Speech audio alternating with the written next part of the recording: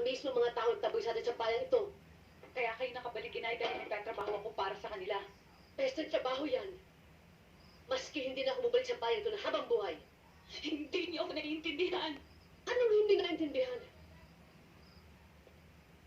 Narito mo kami. Yun na naintindihan ko! Inay. Sana. Sana hindi na ako gumaling. Sana. Nakatili lang ako nakulong sa loob ng mental hospital. Nang hindi ko nakikita ang mga bagay na ito.